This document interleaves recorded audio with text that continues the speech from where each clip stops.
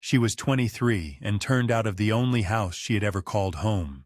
No family to return to, no wages owed to her, no plan beyond the morning ahead, just a tin sewing box that had belonged to her mother and 4 shillings 6pence tied in a handkerchief. And when the new Duke of Highfell dismissed the household and let her keep a single unused chamber under the old slate roof because it seemed worthless to him, nobody in the parish knew that inside its cold walls lay a bundle of hidden papers and a small iron key that would undo him. Settle in by the fire, and if these quiet English stories keep you company, do subscribe and tell us in the comments where in the world you are listening from tonight. Emma Carter had been born in a gatekeeper's cottage on the western edge of the Highfell estate in the spring of 1847, the only surviving child of Thomas Carter, who kept the lower gate for the 4th Duke, and Margaret Carter, who took in mending from the village and died of a lung fever when Emma was 9. Thomas followed his wife 3 winters later, worn thin by grief and by the damp of a house that had never been dry, and Emma at 12 was taken in through the servants' door of the great house itself by Mrs. Ada Whitfield, who had been housekeeper at Highfell for 31 years, and who had known Margaret Carter since the two of them were girls fetching water at the same pump. Mrs. Whitfield was a widow of 60 then, small and straight-backed, with hands that had scrubbed and mended and pickled and polished through 4 decades of service, and that could still thread a needle by candlelight without squinting, and she took Emma under her care, not with any speeches or promises, but by simply setting her to work at a scrubbed pine table in the still-room and showing her, one afternoon at a time, how a great house was truly held together. She taught Emma to launder fine linen without scorching the lace, to mix beeswax and turpentine for the long oak floors, to press a gentleman's shirt in 3 folds, to make elderflower cordial, and to preserve damsons in stone jars, and, as the years went on, to keep the household books in a neat, clerkly hand and reckon the tradesmen's accounts down to the last farthing. She taught her also, in fewer words, how to move through the rooms of a great house without being noticed and how to notice everything herself, and it was this quiet noticing, more than any other skill, that Mrs. Whitfield believed would carry the girl through whatever came. By the time Emma was 17, she was assistant housekeeper in all but title, keeping the linen inventories and the still-room accounts in the same tidy ledger, and by 20 she had taken over most of Mrs. Whitfield's daily rounds, while the old woman's knees stiffened and her breath grew shorter.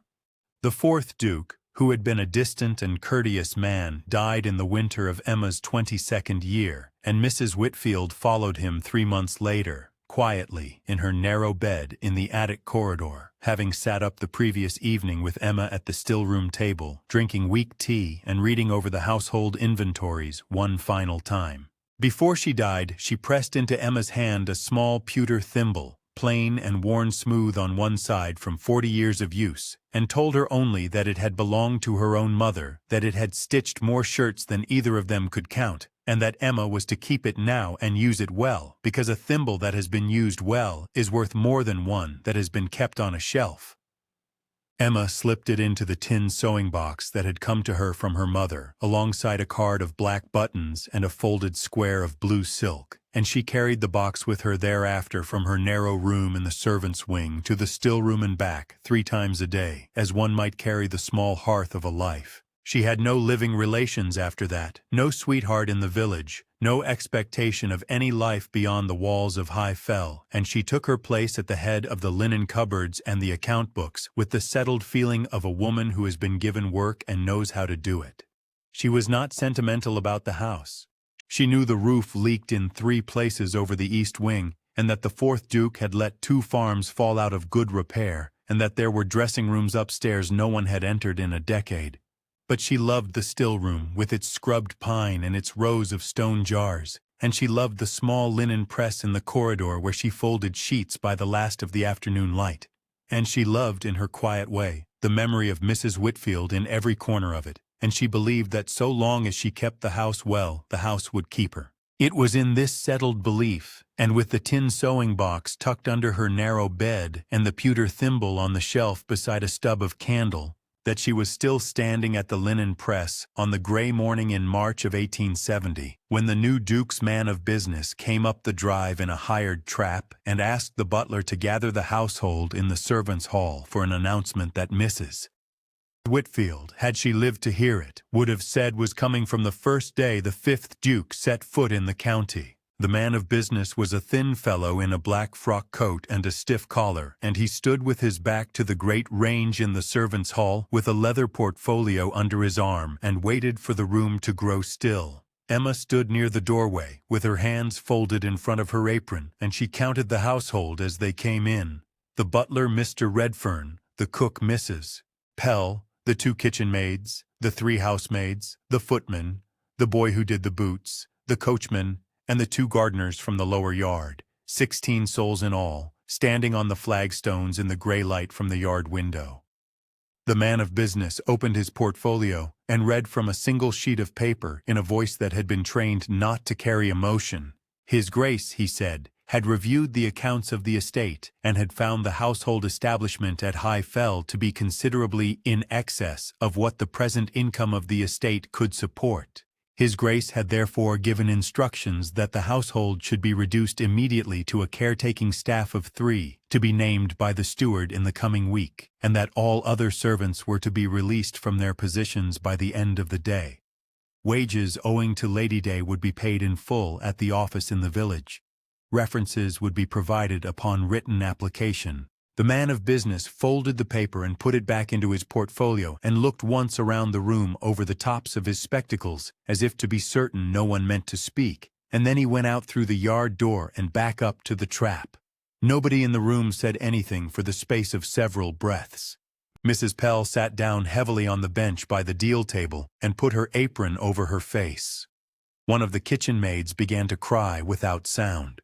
Mr. Redfern cleared his throat and said only that they were to have their wages by 4, and that the trunks were to be down in the yard by the same hour, and that he was very sorry.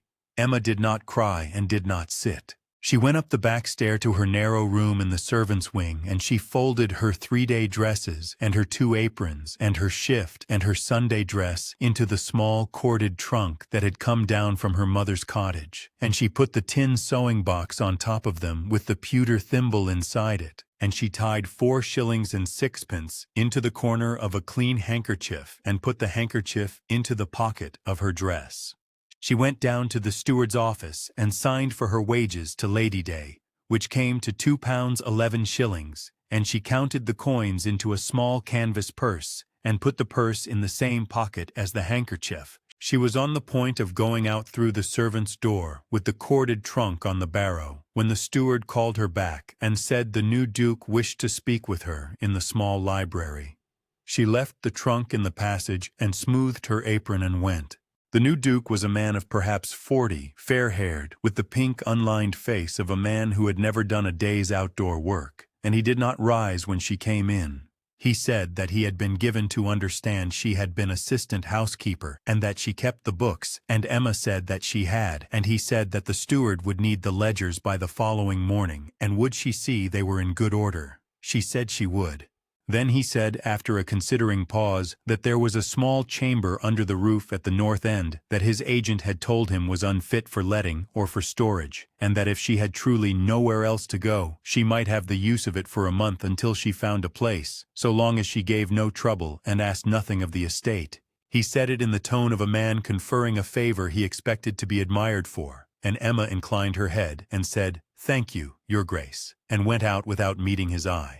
By 4 o'clock the yard was full of trunks and weeping and the 2 gardeners loading a cart, and Emma stood at the head of it all with her small corded trunk beside her and watched the household of 31 years of Mrs.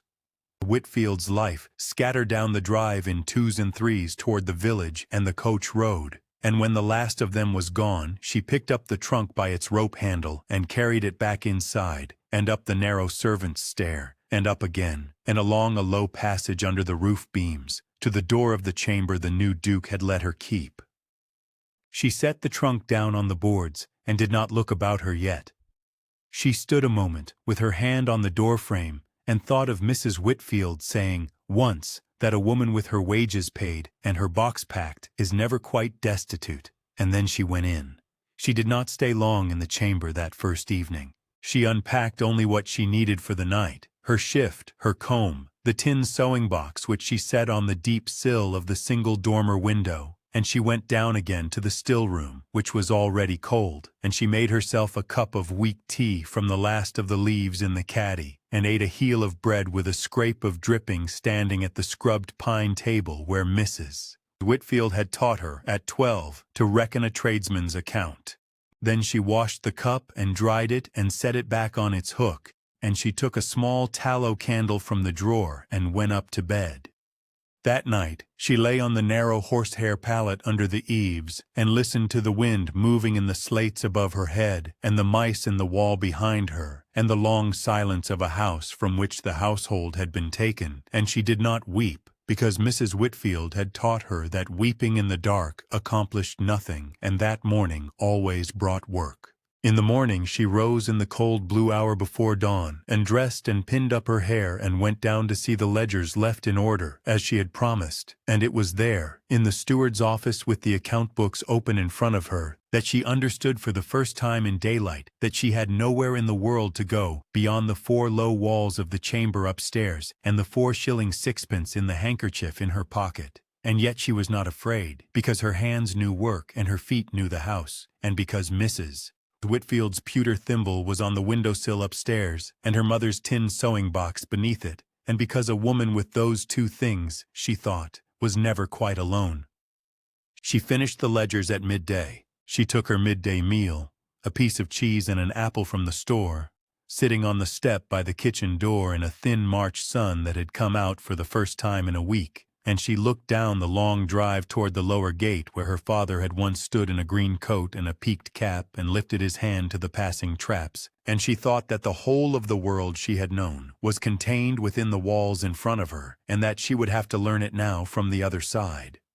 Then she went back inside and up the 2 flights of the servants' stair and along the low passage under the roof beams, and she pushed open the door of the chamber the new Duke had let her keep, and this time she looked at it properly in the plain gray light of the afternoon, and began to see what she had. The chamber was small, though not as small as she had feared, being some 12 feet by 14 by her practiced eye, with a low ceiling that followed the pitch of the slates and dropped on the north side to no more than 4 feet at the eaves, so that a grown woman could stand upright only in the middle of the room and along the line of the single dormer window.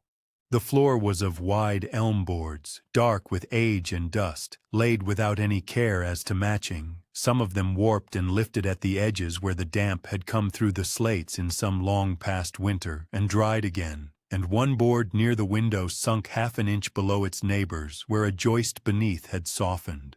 The walls were of lath and plaster, whitewashed once, a long time ago, and now the color of weak tea, with a brown stain the shape of a leaf spreading down from the ceiling in the northeast corner, and a fine crack running from the top of the door to the beam above the window. The beam itself was a great blackened bulk of oak, adzed square by some carpenter of the last century and set with iron pegs, and Emma could see the marks of his tool on it as clear as if he had left off work the day before.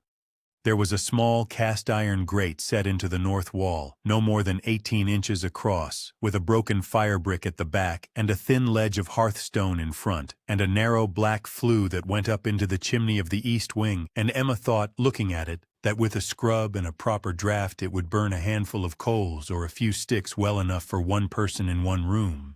Beside the grate stood a plain deal washstand with a cracked marble top and a chipped white basin still on it, and beneath the washstand a rush mat rotted to fibers. Against the west wall was the horsehair pallet on a low iron bedstead, and beside the bed a 3-legged stool. Beneath the dormer window ran a broad oak sill some 14 inches deep, worn smooth in the middle as though someone in some other year had sat there often with her sewing in the light. Above the sill the window itself was of leaded glass in 8 small panes, 3 of them cracked and 1 repaired with a strip of lead, and through it Emma could see the tops of the yew hedge in the north garden and, beyond, the grey line of the moor. Along the east wall stood the room's only other furniture, a low deal chest of 2 long drawers, its handles missing and its top scarred with rings from candlesticks, and above it, a cupboard built into the wall, not much more than 3 feet high, with a door of plain pine and no lock, only a wooden turn button. Emma opened the drawers of the chest and found the first empty save for a fine drift of dust and a single hairpin, and the second full of yellowed newspaper cut into squares for lining shelves, dated 1849. She opened the built-in cupboard and found 3 empty stone bottles, a broken clay pipe, a cracked slate, and a tin candlestick green with age. The room smelled of old plaster, mice, cold soot, and faintly of dried lavender, though she could not at first see from where. She stood in the middle of the low room with her hands on her hips and thought it through as Mrs. Whitfield had taught her to think a room through, corner by corner and use by use. The floor could be washed. The plaster could be brushed and in the leaf-shaped stain, patched with a little lime and hair. The window would take a putty knife and a leaded pane from the outbuildings where she knew a box of spares had stood for years. The grate would draw once the flue was swept. The horsehair pallet could be beaten in the yard and recovered with a clean tick. The washstand would serve. The chest would hold her linen. The cupboard would hold her tin and her candle. And the deep sill of the window, if she put a folded blanket on it, would be a place to sit and sew. She stood there a long time in the gray afternoon light, and she thought that the new Duke had given her, without knowing it, a whole room of her own for the first time in her life, and that although he had meant it as almost nothing, she would make it into something. Then she went down to the kitchen for a bucket and a scrubbing brush, and she began. She swept the floor first with a stub of broom from the boot room, sweeping out mouse droppings and plaster dust and the shells of dead flies, and she carried 3 panfuls of rubbish down to the yard and shook them into the ash heap. She scrubbed the boards next, on her knees, with hot water and yellow soap from the still room, working from the window toward the door in the way Mrs. Whitfield had taught her, so that she was never scrubbing over her own wet footprints, and by the time the light was going the boards had come up a pale honey color where they had been almost black. It was on the 4th day of her scrubbing, when she had cleared the room of everything but the bedstead and the sill, and was down on her knees at the sunken board by the window, that Emma found what had been hidden in the chamber for perhaps 30 years. She had put her thumb on the sunken board to test it, and it had given more than it should, and when she had prised gently with the flat blade of her table knife at one end, the whole board, some 3 feet long, had lifted clean out of its place, exposing between the joists a shallow cavity lined with a sheet of yellowed brown paper. Inside the cavity, resting on the paper, was a small tin box, perhaps 8 inches by 5, of the sort in which children keep buttons, black with age but not rusted through, with a thin brass hasp. Beside the tin box, wrapped in a fold of blue checked cloth, was a package the size of a prayer book, and, laid across both, tied to a length of grubby ribbon, was a small iron key, no more than 2 inches long, of a plain flat pattern that Emma did not at first recognize. She sat back on her heels on the pale wet floor, with her wet hands in her lap, and looked at these 3 objects for a long minute, and she thought quite clearly that she was not surprised. Then she lifted them out one at a time and laid them along the deep sill of the window. She opened the tin box first. Inside, wrapped in a scrap of red flannel, were 27 gold sovereigns, and beneath the flannel a small linen purse of silver, half-crowns and shillings, which came, when she counted them slowly on her knee, to another 3 pounds, 7 shillings and 6 pence. She sat and looked at the coins in the failing light and did not touch them for some time, because she had never in her life seen so much money in one place outside the estate strong-box, and because she understood that this was money someone had put by, painfully, over years, in a room no one else had wanted. She opened the blue-checked cloth next. Inside were 3 things: a folded packet of papers tied with black tape and sealed with a blob of red wax, a slim account book bound in brown paper, and a letter of some 4 sheets, folded once, addressed on the outside in a careful old-fashioned hand, to whoever finds this and has kindness enough to read, and beneath the letter, in a smaller fold of tissue, a pewter locket on a broken chain, worn smooth and warm in her palm. Emma read the letter that night by the light of the tallow candle set in the tin candlestick on the deep sill, with the money still laid out beside her and the packet of papers unopened at her elbow. The letter was written in the same careful hand as the outside address, and it began, "My name is Hannah Rowe, and I have been housemaid and then still-room woman at High Fell for 37 years, and I am writing this in the autumn of 1852. Being 61 years old and lately told by the doctor that my heart is not what it was." She read on and learned that Hannah Rowe had lost a husband to the fever at 24 and a daughter, Susan, at 11 months, and had come into service at High Fell the winter after, and had lived in this same chamber under the north slates for the last 29 years, by her own choosing, because it was quiet and no other maid wanted it. She had saved by pennies and shillings out of her wages against a rainy day that never came, and she was leaving it, she wrote, to whoever should find themselves in her small room and in need of a beginning, because she had had no one to leave it to in this world and did not wish it to go back into the pocket of a man who would not miss it. Then Hannah Rowe wrote of the papers in the packet with the red wax seal. She wrote that in the year 1841, the third Duke, being much in debt to a wool merchant of Halifax by the name of Josiah Barford, had signed and sealed an agreement mortgaging the 2 North Farms, Nether Slack and High Ing, to Barford for the sum of £4,000, and that in 1846 the 4th Duke, upon coming into the estate, had privately repaid the debt in full and taken back the deeds, and that Barford had signed a discharge in her presence, she being called up as a witness together with the steward of that day, one Mr. Ellis, because the 4th Duke had wished it done quietly and out of the way of the solicitors in London. Hannah Rowe wrote that the 4th Duke had given the discharge and the release into her keeping the same evening, being much shaken by the business, and had said he would send for them in the morning, but the morning brought other troubles, and he had never sent. She had put them in the tin, she wrote, with her savings, and had meant to remind him, and had not, and the years had gone. She added, in the plainest line of the letter, that she believed a paper of that kind, once lost, might one day be needed by someone honest, and that if it were of no use, it could be burned without shame. She signed the letter Hannah Rowe, still room, and dated it the 9th of October 1852. Emma untied the black tape and unfolded the papers by the candle. She read them slowly, twice.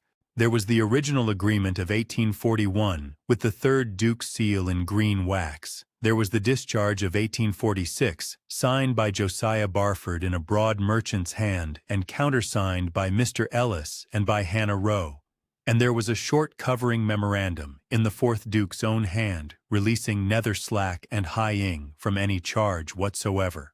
Emma understood, sitting on the horsehair pallet with the papers on her knee, that the 2 North Farms, which the 5th Duke had a fortnight before spoken of selling to meet his London accounts, were, upon this proof, unencumbered, and, by a codicil in the 4th Duke's last will, which she herself had copied into the estate ledger the previous December, held in trust for the maintenance of the household staff of High Fell in perpetuity. She did not act that night. She wrapped the money and the papers and the locket in the blue-checked cloth again, laid the iron key on top, put the whole into the tin sewing box beside her mother's things and Mrs. Whitfield's pewter thimble, and set the box on the deep sill.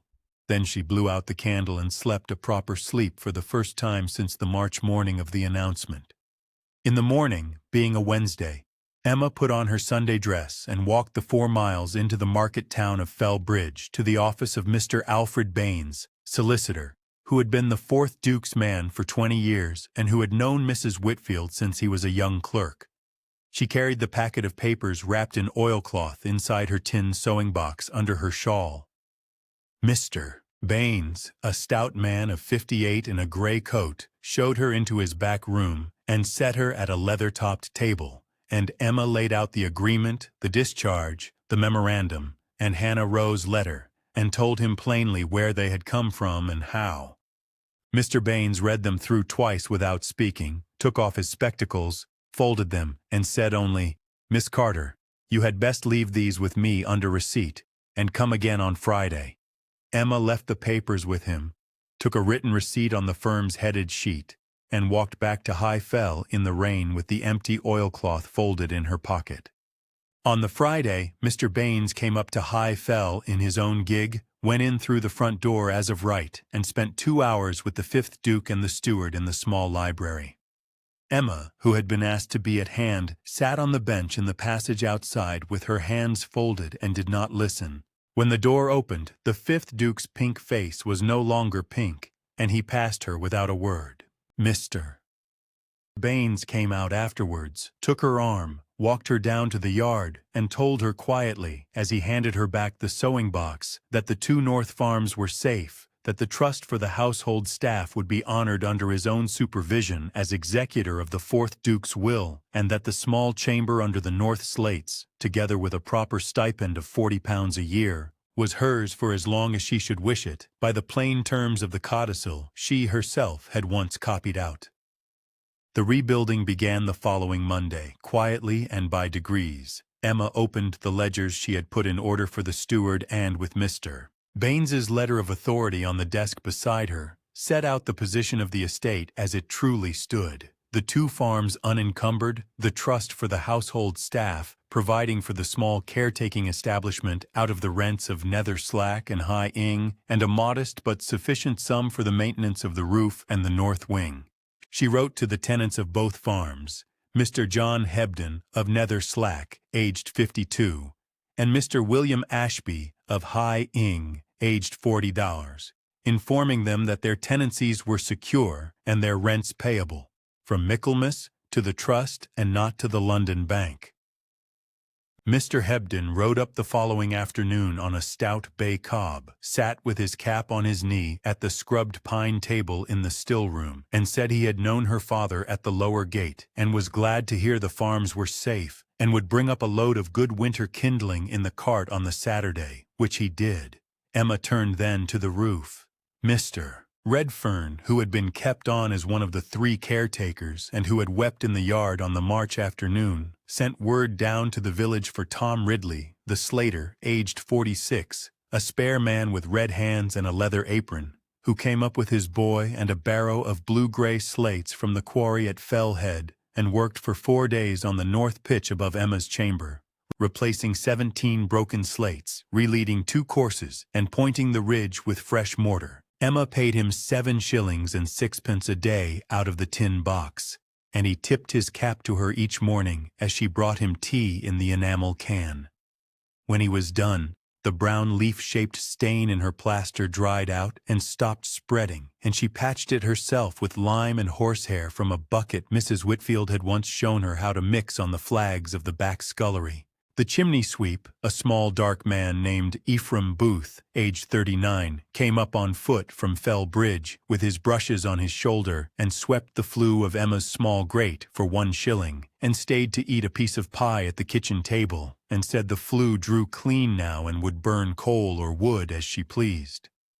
Mrs. Pell, the cook, who had gone to a sister in Skipton and then written back that she could not settle there, was invited by Mr. Baines to return as one of the 3 caretaking staff at her old wages, and did, and set up again in her kitchen as though she had never been away, and baked Emma a small loaf on the first morning, and set it on the pine table without a word.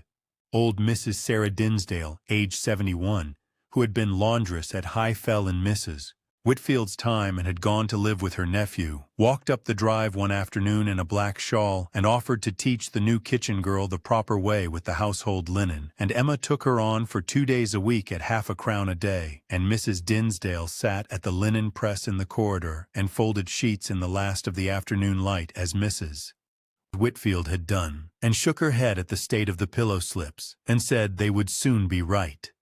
The gardener, Jem Holroyd, aged 26, one of the 2 who had been dismissed and had gone no further than his mother's cottage a mile down the lane, came back on foot with his fork and his spade over his shoulder when the word reached him, and began at the north garden, clearing 3 years of bindweed off the yew hedge and turning the beds under the chamber window so that by the end of April there were rows of broad beans and early peas showing green against the dark earth. Emma paid each of them out of the tin box and entered every shilling into the slim brown paper account book that Hannah Rowe had left. in the same clerkly hand Mrs. Whitfield had taught her, so that the record ran on unbroken from Hannah Rowe's last entry of October 1852 into her own of April 1870. By the end of May, the north pitch was sound, the flue drew, the chamber walls were whitewashed fresh, the elm boards were pale honey and oiled with beeswax. The sunken board was set on a new short joist by John Hebden's brother-in-law the joiner, and the small iron key from the ribbon had been tried in the door of a walled linen store off the north corridor and had opened it to reveal 3 shelves of undisturbed damask tablecloths and monogrammed sheets from the 4th Duke's mother's time, which Emma washed, mended, and laid up again with lavender and cedar shavings. She had begun in the evenings to sew at the sill on a folded blanket, with Hannah Rowe's pewter locket and Mrs. Whitfield's pewter thimble both on the wood beside her, and her mother's tin sewing box open on her knee. By midsummer, Emma Carter was known in the parish as the young woman at High Fell, who kept the books and paid the men on the Friday, and there was no more talk in the market of the 2 North farms being sold. Mr. Baines came up once a month in his gig with a leather portfolio of his own, took tea with her in the still-room, and went through the accounts of the trust, and each time he left he tipped his hat to her at the door as though she were the mistress of the place, which, in the working sense, she was. The 5th Duke wrote from London that he would not be at High Fell that summer, nor, as it proved, the summer after. The 3 caretaking staff, Mr. Redfern, Mrs. Pell, and Emma herself, kept the house between them, opened the shutters of the ground-floor rooms once a fortnight to air them, walked the corridors of the empty wings with a lantern on winter evenings, and, in Emma's careful phrase in the ledger, maintained the establishment in good order under the trust. Small rituals formed of themselves. On Monday mornings, Emma walked down to the lower gate with a basket and met the carrier's cart from Fell Bridge to take in the week's post and to send out her letters to the tenants and to Mr. Baines. The carrier, a cheerful man named Wilfred Paget, aged 33, learnt her name by the 3rd week and touched his cap to her thereafter without fail. On Tuesday afternoons, Mrs. Dinsdale came up to the linen press, and Emma sat with her over the mending. On Wednesdays, Mr. Hebden, or Mr. Ashby, rode up with the rent tally or a question about drainage or a broken gate, and Emma sat with them at the pine table in the still room and gave them plain answers out of the ledgers. On Friday afternoons, she paid the men in the yard from a small tin cash box, entering each sum, and on Saturday evenings she walked the 4 miles into Fell Bridge and back for market, carrying home in her basket what she needed for the week: a quarter of tea, a pound of soap, a paper of pins, sometimes a length of gray cotton or a card of buttons for the sewing. On Sunday mornings, Emma walked the 1.5 miles down to the parish church of St. Wilfrid at Low Fell, and sat in a pew halfway back beside Mrs. Dinsdale, and the vicar, a mild man of 60, named the Reverend Josiah Priest, greeted her at the porch by name and asked after the roof. In the churchyard, on the south side under a hawthorn, Emma found in her first weeks of walking the ground the small headstone of Hannah Rowe, still room of this parish, 1791 to 1852, and she began, without making a display of it, to lay a sprig of rosemary, or a few snowdrops, or a small posy from the north garden on the flat of the stone every Sunday morning after service, and Mr. Priest, who had noticed, said nothing but nodded to her from the vestry door. The village came to accept her in the manner of villages, by small practical acts repeated. The baker at Fell Bridge, Mrs. Kettlewell, aged 48, put aside a good brown loaf for her every Saturday.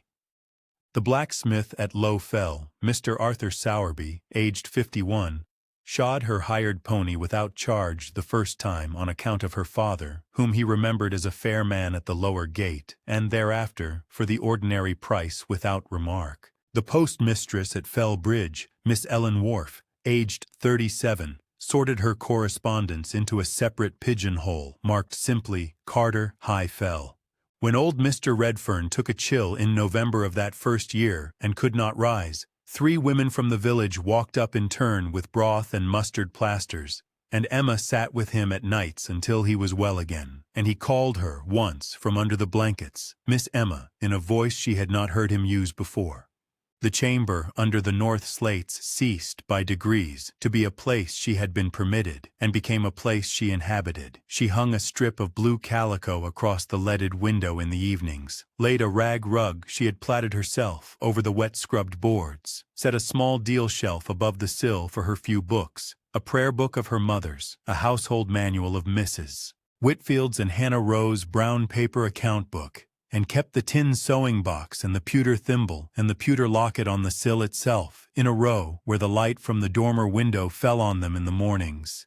She burned coal in the small grate through the winter, sat at the sill in the evenings with her mending, and slept warm under a good wool blanket that Mrs. Pell had brought up out of a chest in the servants' wing on a cold night in October, and laid on the pallet without a word.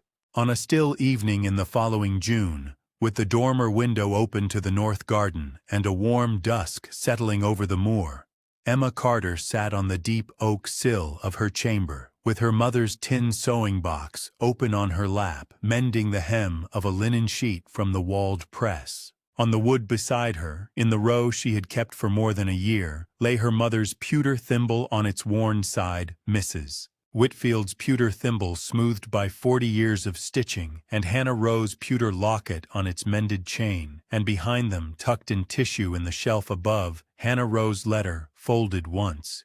Emma set the needle down for a moment and looked at the 3 small pewter things and thought that 2 women she had never met and one she had loved had, between them, given her everything she now had. She thought of Mrs. Whitfield at the pine table in the still room teaching a 12-year-old girl to reckon a tradesman's account, and of Hannah Rowe in this same chamber in the autumn of 1852, 61 and tired, wrapping 27 sovereigns in a scrap of red flannel and writing in a careful hand to whoever might one day need a beginning. She thought of the 5th Duke, who had let her keep this room because he believed it worthless, and of the man of business who had folded his single sheet of paper and walked out into the yard, and she felt no anger toward either of them, only the plain fact that they had not looked closely enough. Below her, in the north garden, Jem Holroyd was drawing the last row of peas up their sticks, and beyond the yew hedge the light was going pink over Nether Slack and High Ing, the 2 farms whose deeds sat safe in Mr. Baines's office in Fell Bridge. In the still room, Mrs. Pell was setting the kettle for supper, and along the corridor, Mr. Redfern was closing the shutters of the empty rooms one by one, as he did every evening. Emma took up her needle again, threaded it through Mrs. Whitfield's thimble, and finished the hem in the last of the light. Emma Carter was 23 and cast out of the only house she had ever called home. She had 4 shillings 6pence tied in a handkerchief and a tin sewing box, and the new Duke let her keep 1 room under the north slates because it seemed worthless to him. It was the only room that mattered. It was the best room she was ever given. If this story stayed with you, take a moment to subscribe and share it with someone who understands that quiet lives often hold the deepest turns.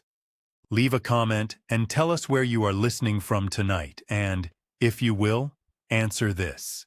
Has there ever been a place, or a person, or a small forgotten thing in your own life that others passed over as worthless, and that turned out, in the end, to be the very thing that carried you through? We would like to hear.